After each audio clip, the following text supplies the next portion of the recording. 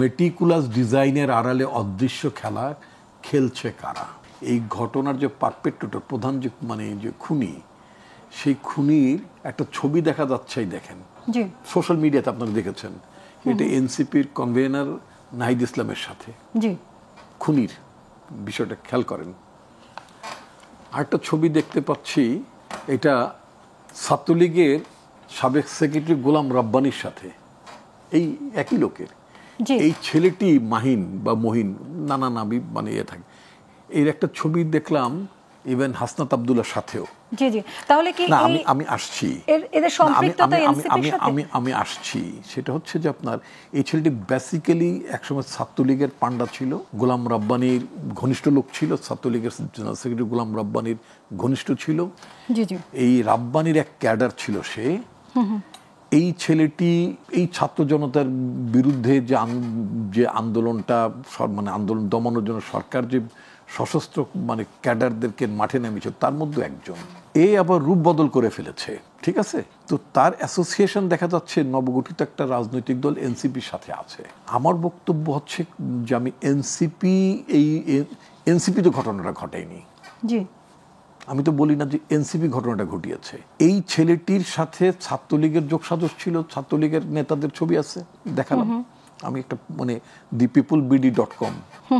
thepeoplebd.com নামের একটি পোর্টালে একটা সচিত্র প্রতিবেদন এসেছে এবং ফেসবুকে আমি ছবিগুলো দেখেছি। আচ্ছা, এখন কথা হচ্ছে যে সন্ত্রাসীর আবার কিসের আপনার এনসিপি বলেন, ছাত্রলীগ বলেন, এর তো আলাদা কোনো পরিচয় নাই, তাই না?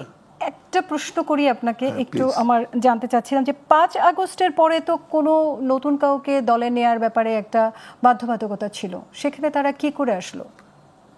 এই ছেলে তো আমাদের দলে আসেনি, তো তাহলে সে তো আমাদের দলের ছিলেন। আমি তো যুব দলের হিসেবেই পরিচিত। না, আমি বলছি যে ভিকটিম যেই ছেলেটি মারা গেছে, লালচাঁদ ওরফে সোহাগ বিএনপির যুব দলের কর্মী ছিল।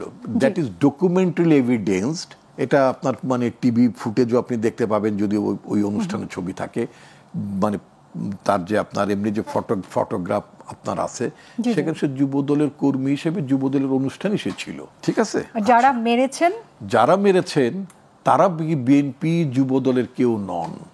এটা ভিকটিমের পরিবার, সোহাগের ছেলে মেয়েরা, তাদের পরিবার। এটা তো প্রসঙ্গটা আসছে যে বারবার যারা মেরেছেন তারা, এইটাই তো কনস্পিরেসি। এটি হচ্ছে যে আগামী নির্বাচনকে সামনে রেখে যারা বিএনপির প্রতিপক্ষ তারা এই ক্যাম্পেইনটা চালালো। Very interesting. Video footage is there. সরকারকে কেন, সরকারের স্বরাষ্ট্র উপদেষ্টাকে ওই আওয়ামী লীগের আমলে যে কথা বলা হতো, আমার ধারণা সবসময় স্বরাষ্ট্রমন্ত্রী বোধহয় এই ভাষায় কথা বলেন, সন্ত্রাসী বা খুনি যেই দলের হোক না কেন কাউকে ছাড় দেওয়া হবে না। আরে মহা মুশকিল, এই লাইনটাই তো বলার দরকার কোনো প্রয়োজন পড়ে না। কোন যেই দলেরই হোক না কেন, যে পরিচয়ই হোক না কেন, এই লাইনটা তো ইম্যাটেরিয়াল। কি জন্য? সে সন্ত্রাসী, সে জনগণের নিরাপত্তার জন্য হুমকির কারণ, তাই না? তাকে সেইভাবেই ট্রিট করতে হবে। তো সুতরাং তার চেহারা, তার আকৃতি, তার রূপ, এটা তো বিবেচনায় নেওয়ার কোনো কারণই নেই। আমি খুব ক্যাটেগরিক্যালি দায়িত্ব নিয়ে বলছি যে আমাদের দলের কোনো ছেলে এই ঘটনার সাথে জড়িত নয়, বরং যিনি ভিকটিম তিনি আমাদের দলেরই একজন কর্মী।